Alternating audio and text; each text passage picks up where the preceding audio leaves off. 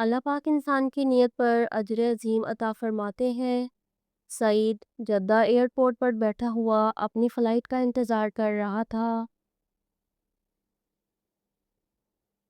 जबकि इसके साथ ही इसका हमवतन दूसरा मसरी हाजी भी बैठा हुआ था, जिसके चेहरे से आसूदगी झलक रही थी।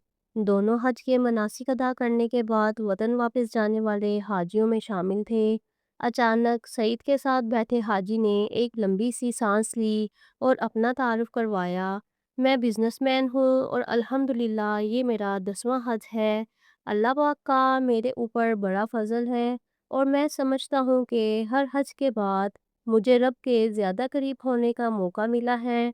इसके बाद इसने सईद की तरफ देखा, गोया जवाबन इसके तारुफ का मुंतजिर हो। सईद मुस्कुरा दिया और बोला, भाई मेरे हज का किस्सा कुछ ज़्यादा ही तवील और गुंजलिक है। मैं आपका सर खाना नहीं चाहता। कोई बात नहीं, एक तो हम यहाँ इंतज़ार के सिवा कुछ नहीं कर रहे, दूसरा यहाँ खाने की हर चीज़ बाहर से 20 गुना ज़्यादा महंगी है। बस एक सर ही तो खाने को फ्री में है। दूसरे हाजी अब्दुल बारी ने हंसते हुए कहा। सईद ख्यालों में खो गया, गोया फैसला न कर पा रहा हो कि अपनी कहानी को कहाँ से शुरू करे। मेरे भाई, मैं एक प्राइवेट हॉस्पिटल में फिजियोथेरेपिस्ट हूँ। सईद ने आखिरकार बोलना शुरू किया। मैंने 30 साल अपनी तनख्वाह में से थोड़ी थोड़ी रकम कटवा कर इस हज की तैयारी की है। इस साल मेरे हज के अखराजात पूरे हो गए थे, जिन्हें मैं अस्पताल के फाइनेंस डिपार्टमेंट से लेकर निकला ही था कि एक खातून को देखा जिसका बेटा एक्सीडेंट में तकरीबन माजूर हो गया था। मगर पिछले 6 माह में मेरी अनथक मेहनत और प्यारो शफ़क़त की वजह से वो 50% ठीक हो गया था, जबकि उम्मीद थी कि मज़ीद 6 माह के बाद वो मुकम्मल सेहतयाब हो जाएगा।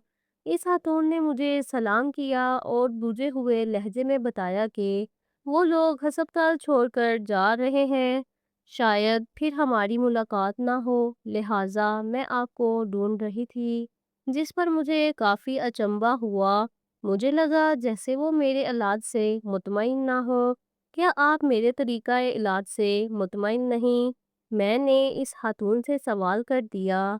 नहीं नहीं डॉक्टर साहिब, ऐसी बात नहीं है।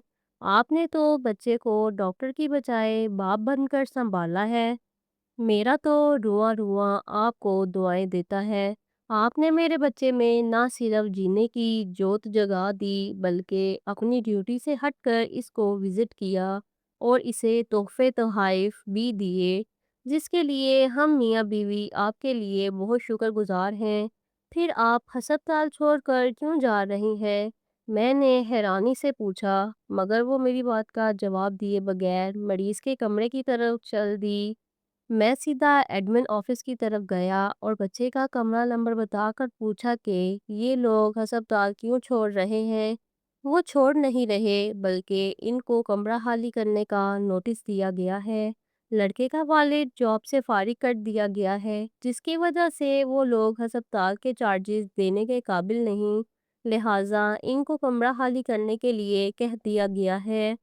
मैं वहाँ से मैनेजर साहब के ऑफिस में गया और इनसे दरख्वास्त की कि बच्चे को इलाज जारी रखने की इजाज़त दी जाए। मगर मेरी बात पूरी भी नहीं हुई थी कि मदीर ने नहायत रखाई से कहा कि सईद, ये एक प्राइवेट हॉस्पिटल है, कोई चैरिटी अदारा नहीं। यहाँ वही इलाज करा सकता है जो अखराजात की सकत रखता हो। मदीर का दो टोक जवाब सुनकर जो ही मैं मुड़ा तो मेरा दायां हाथ मेरी जेब से टकराया, जिसमें मेरे हज के पैसे रखे हुए थे।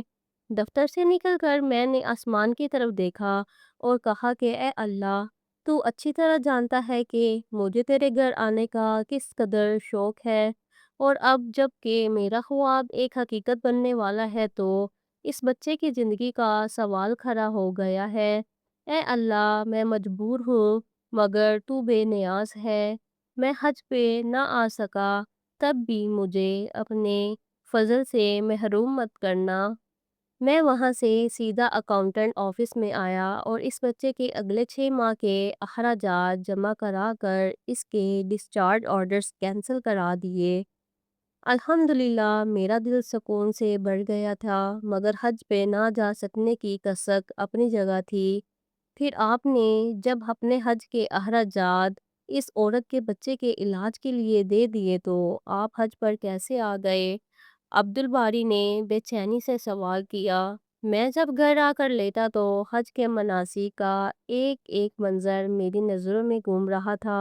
میں نے کئی بار بیت اللہ کا خیالی طواف کیا تھا، کئی بار لبیک اللہم لبیک کہتے مجمع کے ساتھ اپنی آواز ملا کر اس کا حصہ بن گیا تھا۔ پتہ نہیں کب میری آنکھوں سے آنسو بہنا شروع ہو گئے اور میں بہتے آنسو کے ساتھ ہی سو گیا۔ میں نے دیکھا کہ میں بیت اللہ کا طواف کر رہا ہوں اور لوگ مجھے میرا نام لے لے کر حج کی قبولیت کی بشارتیں دے رہے ہیں۔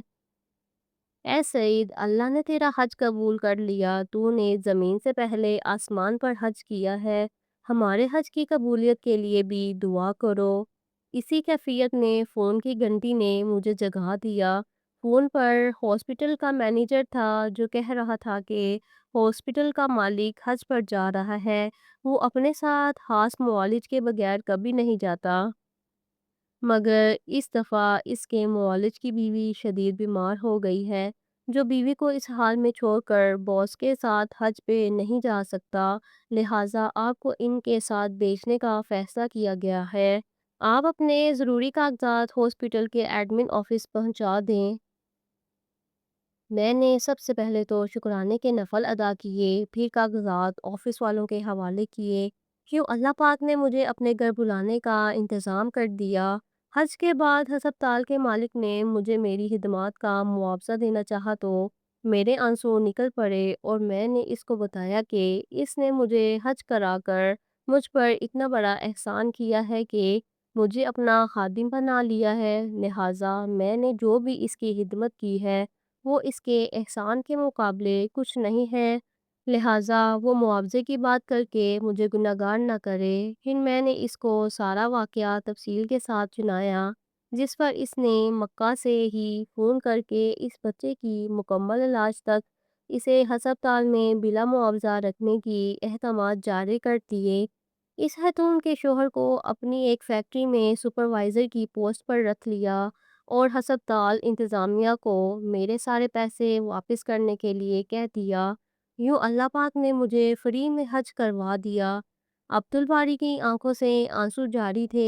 اس نے اٹھ کر سعید کا ماتھا چوما اور اسے مبارک دی اور کہا کہ میں سمجھتا تھا کہ میں نے 10 حج کر کے اللہ پاک کا بہت قرب حاصل کیا ہے، مگر آج مجھے لگتا ہے کہ میرے ایسے 1000 حج بھی تیرے اس ایک حج کے برابر نہیں۔ میں تو خود حج پر آتا رہا جب کہ تجھے اللہ خود ہی اٹھا کر اپنے گھر لایا ہے۔ حاجی سعید، اللہ پاک سے میرے حج کی قبولیت کی بھی دعا کر دو کہ اللہ تمہارے حج میں برکت دے۔ اس طرح کی ویڈیو دیکھنے کے لیے چینل کو لائک، شیئر، سبسکرائب کریں۔